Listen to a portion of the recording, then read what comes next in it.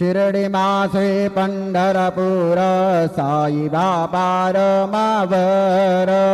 बापार मावर साई बापार मावर शुद्ध भक्ति चंद्रभागा भाव पुंडलिक जागा